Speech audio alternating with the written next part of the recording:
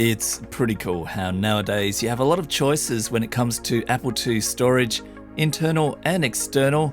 One of them I'm going to look at today is this, the XDrive, a funky little card that plugs into your IIe or II or Apple IIgs, has USB or SD card as your choices of storage, and we're going to go and have a look at it.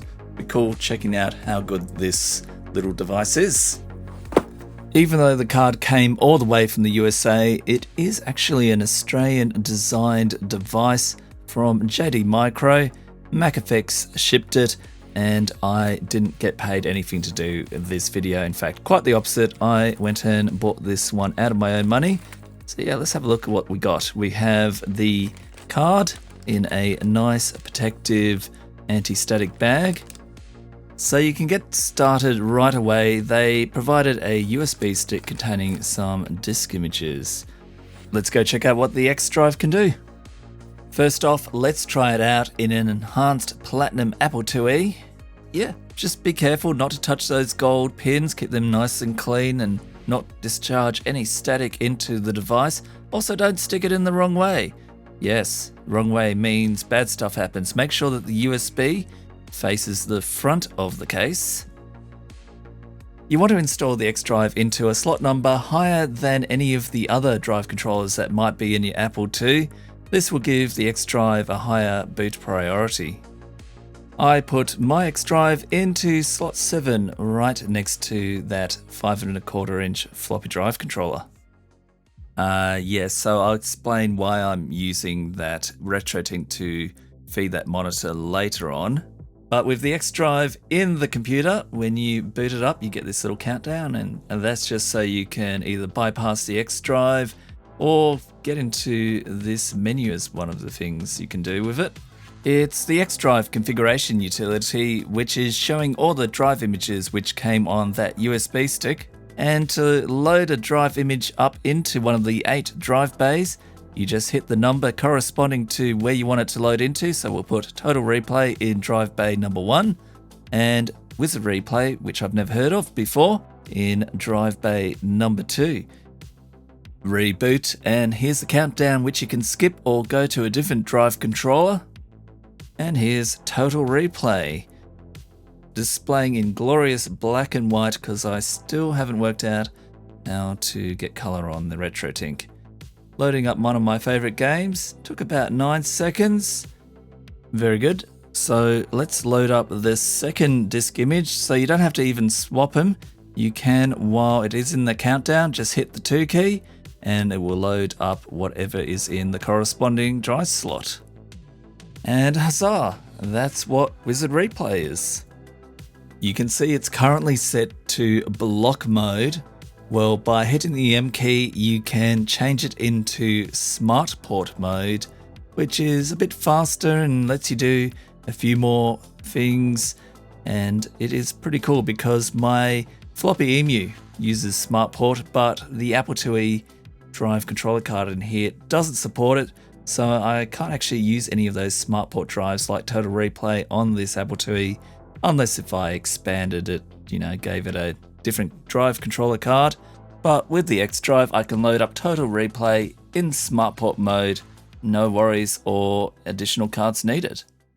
Let's now try out the XDrive on the Apple IIgs, which someone, being the former owner of this Apple IIgs, has conveniently added a USB port to the back of it. I'll stick it into slot 7 on the right and take advantage of that USB extender, which I believe was previously installed for a Booty, which is another Australian designed storage card device. Fellow YouTuber Mr. Lurch is the one who installed that USB extender, and if you follow his channel you'll know that's an LCD retrofit. The XDrive functions the same on the Apple IIgs, giving you that countdown before it loads into the program. It seemed to load a second faster on the Apple IIgs, and I'm not too sure if it's just because it's faster than the IIe or my timing methodology is a bit dodge. Either way, it worked, and yep, it's a good fun game to play. Next, I'll try loading up all the drive bays and loading into something simple. We'll load into Apple II desktop, and as you can see, it can see all the different drives. That's a program that works on both an enhanced Apple II and a 2GS, but since we are on an Apple IIgs, let's load up the Apple IIgs system, which about 40 seconds later, we are in here. It sees all 8 drives. We've got a lot of choice of games. Let's play one of them, well, maybe not Wolfenstein 3D just yet. Let's go for something less demanding, Arkanoid, which took about 11 seconds to load.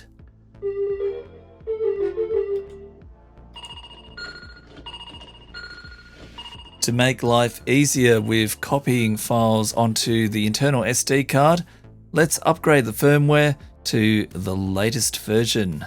You do it by downloading a disk image which contains both the updater and the firmware, and then you pick the slot that the card's in, hit the G key, and it will flash the firmware. And there we are. I'm on version 1.1, which will let me copy between the SD card and the USB. I'll just put in some micro SD card I found lying around the house, and now I should be able to go and hit Control C on, just any disk image that's on my USB stick, and it will copy it across, except it's frozen. It's not doing anything. After a lot of frustration, I found that a brand new SD card worked fine in the XDrive.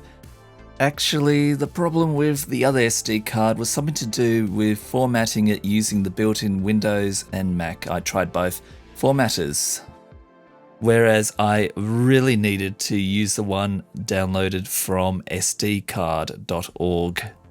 And as you can see, when I try to copy from the USB to the SD card, it now works fine. So now the disk image is copied across. Let's load it up into one of the drive banks, and as you can see, you can have them on both the USB and the SD card. Around 8 seconds later, and the older version of the 2GS system that I copied from the USB to the SD card is loaded up. Aside from that SD card issue, I found it pretty easy to use, set up, and get going. And since I'm sure someone out there wants to see my poor Apple IIgs struggle on Wolfenstein, here we go, unaccelerated, full screen, Wolfenstein 3D. Hope you enjoyed my video, just having a play around with the XDrive. I'll put some links to some other good videos I found about it in the description. If you like this video, love it if you could like and subscribe. And most of all, thanks for watching.